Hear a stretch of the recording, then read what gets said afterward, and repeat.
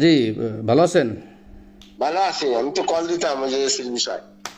ও, আপনি তো কল দিতে চাইছিলেন, তা আমিও তো আপনার কল দিলাম। ওই যে এসির দোকানে গেছিলাম, বুঝছেন? হ্যাঁ। তাই গোপালগঞ্জে তো ভালো কোনো এসি নাই। তাই কল আগের যে পুরন মডেল টডেল করার এসি এলজি এসি এসে গেছিলাম। সিঙ্গারে কিছু নতুন এসি আইছে। না, সিঙ্গার মিঙ্গারে ব্যবসা নেই, ওইটা সার অথবা এনার্জি। শার্প তো গোপালগঞ্জে নাই, বুঝছেন? তাহলে আ- এনার্জি ওই এলজি আছে ঢাকা, গোপালগঞ্জ। ঢাকাতে আনান, ঢাকাতে। স্যার, আমি চিন্তাছিলাম কি গোপালগঞ্জের থেকে আমার পরিচিত দোকান আছে ওখানে, তাই না? আর যদি ঢাকায় টানতে হয় তাহলে তো এখন খুব টাকা পয়সার সমস্যা আছে, ঈদের পরে দিতে হবে, বুঝছেন? তাহলে পাওয়ার আসতেছে, তাহলে কেমন নিব? এখন ওই যে না তো সিগন্যাল লাভ নেই, নেব না। তাহলে কিছু টাকা পয়সা দিয়ে দিই, তাহলে নিয়ে আপনি একটু কিনে নিলি তা ভালো হবে না? আরে না, আমি কিনে কিনে নিব এখন। ঝামেলা সময় আছে, মানে ওরা ওরা এখন মেলা বোঝেন না আপনি। তাহলে ঢাকাতে তো যাতায়াত এই যাই কিনে টিনে আনা একটু, এখন তো টাকা পয়সা একটু সংকটে আছি, বিপদে পথে রয়েছি। ভাবছিলাম যে গোপালগঞ্জের পরিচিত দোকান আছে ওইখান থেকে আনিয়ে দেবানি। ওরা আনিয়ে দিতে পারবে না?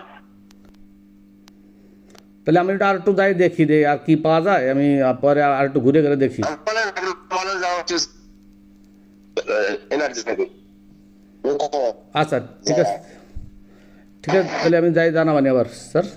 শোরুমিত তো ফোন দিয়ে চলো, তা এসি কি লাগানো হয়েছে নাকি, আর ঠান্ডা হচ্ছে নাকি, তাই জানতে চাইছি একটু আমার ফোন দিয়ে। ওরা তো চালাই নাই, বাবু যে কিনেছে আর চালাই নেই, জায়গা চালাই নেই। ও, এমনি লাগানো হয়েছে স্যার, ভালো ভাই। লাগাচ্ছি, কাল লাগাচ্ছি। আচ্ছা আচ্ছা, ঠিক আছে, আমি জানাই দেবো যে চালাই জানাবানি, ঠিক আছে। আজকে ঠান্ডা তো আবহাওয়া, এই জন্য আর চালানো লাগে না, এই জন্য চালাই। আচ্ছা আচ্ছা, ঠিক আছে স্যার, জি।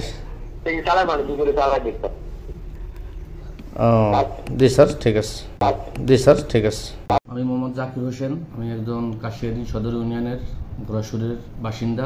গত 5ই আগস্ট 2024 সালের পর থেকে আমাদের থানায় OC Shafiuddin, officer in charge Kashiani থানা, উনি জয়েন করার পর থেকে বিভিন্ন সময় বিভিন্নভাবে আমারে হয়রানি করার চেষ্টা করছে।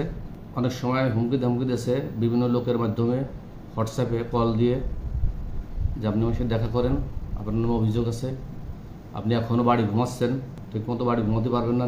প্রথম আমি এসআই আমিনুল ইসলাম কাশিয়ানী থানায় ছিল, উনি হলো আমার বললো যে ভাই আপনার তো সামনে বিপদ আসতেছে। আমি বলছি আমার অপরাধ কী?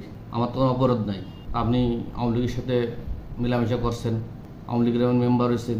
আমি বলছি আওয়ামী লীগের মেম্বার হয়েছি, আওয়ামী লীগের সাথে আমাদের আওয়ামী লীগের এলাকায় আওয়ামী লীগের সাথে মেলামেশা করছি বা মিলেমিশে চলি, এটা চলতেই পারে। আমি তো কোনো দুর্নীতি করিনি, কোনো চাঁদাবাজি করিনি, কোনো অন্যায় করিনি, কোনো জুলুম করিনি কার প্রতি। আমি একজন সাধারণ মানুষ, জনপ্রিয় বারবার মেম্বার আমি। তা বলছে ওসি আপনাকে দেখা করতে বলছে। আমি বললাম ওসি আপনার আমার দেখা করতে বলে কি কোনো ঝামেলা হবে ভাই? কাছে না, ঝামেলা হবে না, আপনি কিছু টাকা পয়সা দিয়ে ওটা ঠিক করে দেওয়া নেন। প্রথম আমার কাছে এসে আমিনুলির মাধ্যমে 50,000 টাকা আমি ওসিকে দিচ্ছি। এরপরের থেকে আমার প্রায় হোয়াটসঅ্যাপে ফোন দেয় ওসি নিজেই। প্রথম আমার ভয় দিয়েছে, আর বিভিন্ন সময় দেখতেছি যে মানুষজন ধরে নিয়ে যাচ্ছে, নিয়ে হয় সেনাবাহিনী গাড়ি পোড়ানো মামলা দিচ্ছে, না হয় দিদার হত্যা মামলা দিচ্ছে। আমিও জীবন বাঁচানো ভয়তে, জেল খাটার ভয়তে আমিও বারবার টাকা পয়সা দিছি। বিভিন্ন সময় ফোন করে আপনাদেরকে বড় মাস্টার্স আছে নাকি, বিভিন্ন সময় মাস্টার্স কিনে দিচ্ছি অনেক টাকার। আনুমানিক আমি এ পর্যন্ত প্রায় $1,02,000 মতো দিচ্ছি। গত 16 তারিখ আমার ফোন দিয়েছে হোয়াটসঅ্যাপে, আমি কোথায়? আমি বলছি আমি স্যার বাড়ি। তখন সে তাই একটু দেখা করতে পারবেন? তাইবা হোটেলে গেলাম, ভাটিয়াপাড়া বাস স্ট্যান্ডে, যে ওসির সাথে কথা বললাম। ওসি বলতেছে যে আপনার সাথে তো খুব ভালো সম্পর্ক, আমার এরকম সম্পর্ক আর নাই, তা আপনার ভাবিরা আসবে, গরমে টিকা যাচ্ছে না, আমার এটা এসি কিনে দিয়েন 2 টনের। তাই বলছি স্যার আমার তো টাকা পয়সা এখন নাই, আমি খুব সমস্যার ভিতরে আছি, সংসারও চালাতে পারতেছি না। তো ওসি বলতেছে আপনার এত হেল্প করি, এত কিছু করি, কত লোক কত কিছু বলে আপনার নামে, আমি আপনার সেভ করে রাখি, আপনি যা চেষ্টা করে দেন। আমি বলছি ঠিক আছে স্যার দিবানি। তা বলছে যে 22 তারিখের ভিতর দিয়েন। এখন তো দেওয়ার মতো কোনো ক্যাপাসিটি নেই, তারপরেও এই জীবনের ভয় তো বলছে দিবানি। তা আমার জানা মতো এরকম শুধু আমি না, আমাদের ভাটিয়াপাড়া অঞ্চলের বিভিন্ন লোকের কাছ থেকে প্রায় 50 থেকে 60 লাখ টাকা নেছে উনি। যারা এরকম হয়রানির শিকার হচ্ছে আমার কাছে পরবর্তীতে বলি যে একটা প্রতিকার হওয়ার দরকার। কেউ ভয়তে মুখ খোলে না, সবাই জেলঘাটের ভয় পায়, সবাই গোপন করে যায়। আমিও দু একজনের বাঁচানোর জন্যই তাকে হুমকি ধামকি দিয়েছে। আমিও দু একজনের এরকম লেনদেন করে দিয়েছি যাতে তারাও বাঁচতে পারে, আমার মতো তারাও হয়রানি হয়েছে, নিরীহ লোক।